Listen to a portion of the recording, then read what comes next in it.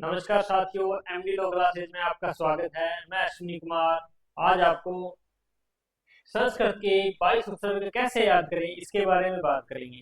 साथियों, उपसर्ग 3 प्रकार के थे। कौन से? हिंदी के उपसर्ग, संस्कृत के उपसर्ग और विदेशी उपसर्ग। संस्कृत के उपसर्ग जो हैं उनकी संख्या कितनी होती है?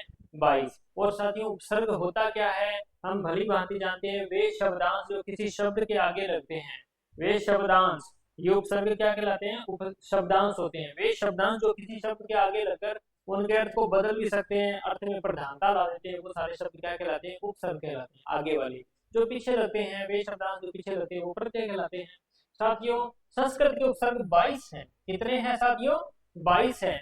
और कई बार सीधा सीधा क्वेश्चन पूछ लेते हैं, भी निम्न में से कौन सा उपसर्ग संस्कृत का है, निम्न में से कौन सा उपसर्ग हिंदी का है, निम्न में से कौन सा विदेशी का है। तो साथियों, आज हम संस्कृत के 22 के 22 उपसर्ग याद करेंगे। अगर हमें संस्कृत के उपसर्ग के बारे में पता हो ये उपसर्ग संस्कृत का है तो एक क्वेश्चन बिल्कुल आसान और इजी तरीके से कर पाएंगे। साथियों, ये रहे 22 के 22 क्वेश्चन, 22 के 22 क्वेश्चन, 22 के 22 क्वेश्चन। मैं इनको थोड़ा डिवाइड कर देता हूँ। साथियों, जहाँ पे मैंने अंडरलाइन किया है येलो कलर से, उतना ही हम इसको बोलेंगे, उतना ही हम इसको याद करेंगे। आप एक मिनट इसको देखें, इस पे सरसरी निगाहें डालें, फिर मैं आपको बताऊंगा। इसी तरीके से ही लिखना है और साथियों इसी तरीके से ही बोलना है। इसी तरीके से लिखना है, इसी तरीके से ही बोलना है। आपको 5 मिनट में याद होने वाले हैं। शायद 5 मिनट भी बहुत ज़्यादा है, बिल्कुल 2 या 3 मिनट में आपको याद हो जाएंगे। मुझे बार बार सुने, मेरे इशारों को समझे, आप आराम से याद कर पाएंगे, कोई दिक्कत नहीं आएगी आपको। साथियों, संस्कृत के 22 सूत्र रेडी करते हैं हम।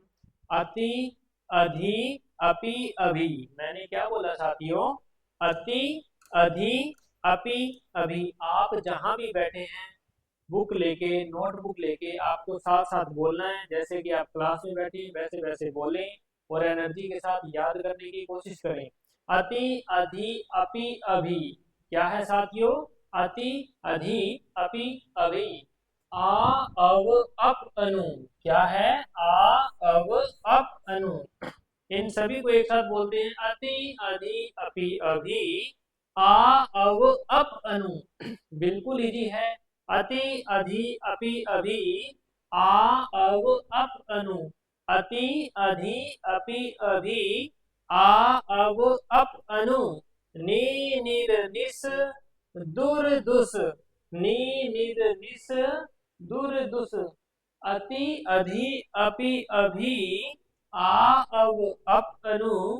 नी, निर, निस, दुर, दुस। साथियों, क्या है? नी, निर, निस, दुर, दुस। सुविषम, सुविषम।